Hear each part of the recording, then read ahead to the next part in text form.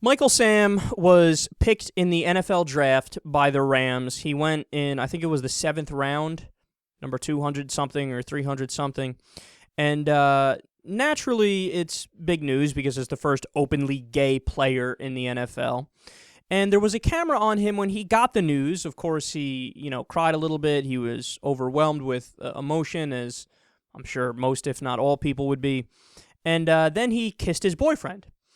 And, of course, people decided to display their ignorance when that happened. So, former running back Derek Ward is the perfect example of this. He said, quote, "I'm sorry, but that Michael Sam is no bueno for doing that on national TV. I'm fine with it being a new day and age, but for him to do that on national TV is disgusting, gay or not." Really? Is it gay or not? So let's say, somebody hears the news that they got drafted and they kissed their girlfriend on TV. Would you still say the same thing? Think about that. Would you? I don't think you would. I think if you saw somebody turn and kiss their girlfriend real quick, you'd think, well, whatever. They're happy. It is what it is. But just because it's a guy and a guy, now all of a sudden you're grossed out by it. And by the way, I don't want to see guys kissing because I'm not gay and I have no interest in seeing guys kissing.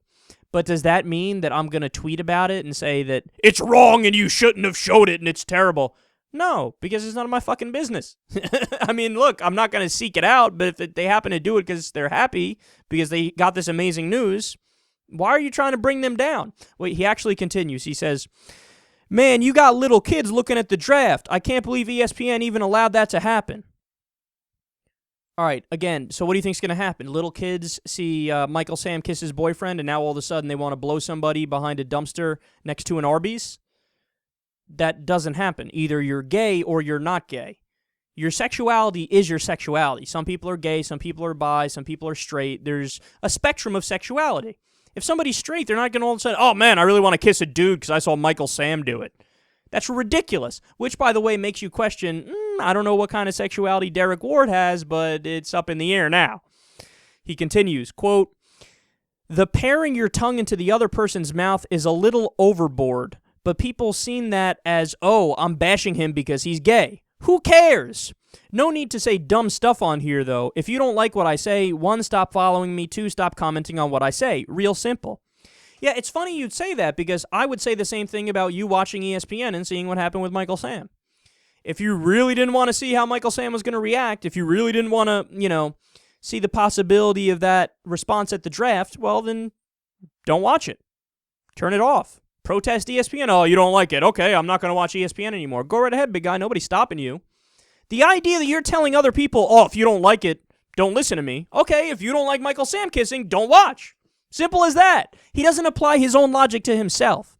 All right, he's still not done. He says, "Gotta love Twitter. I've never seen so much hate towards another person's comments in my life." Actually, except the hate you just put on Michael Sam. But I digress. He says, "I guess the power of words are meaningful. But for real, though, most of you need to read the Bible. It'll explain a lot in that book. Hashtag knowledge." Not sure you understand what the word knowledge means. So I take it that our boy here, Derek Ward, since he read the Bible and since he knows everything that's in there and since he believes it like it's hashtag knowledge, he knows that he should kill himself. Wow, that's controversial, right? Why would I say that? Well, in the Bible, it's an abomination to work on Sunday. Derek Ward used to be in the NFL, where they almost predominantly and primarily work on Sunday. He's never worked on Sunday? If he has worked on Sunday, I guess he's an abomination. Funny how he leaves himself out of his own criticism. "I believe the Bible, the Word of God is true, it's knowledge, it's fact, it's reality." Okay, then you should have never worked on Sunday because you're disrespecting your own God, it's an abomination, and you should be killed. So I take it you'll be taking your own life. Oh, that's right, you're not going to do that. Just like you're not going to stop eating shellfish, just like you're not going to stop eating pork, just like you're not going to stop wearing mixes of 2 different fabrics, just like you're not going to, tell your mom to sleep outside the house when she's on her period because you're not supposed to be in the house with a woman when she's on her period, or your wife, you're not going to tell her to sleep outside in a tent when she's on her period. all these different things that are laws in the Bible that you conveniently fucking ignore, and you cherry pick one that's a prejudice that you already believe because you're a bigot.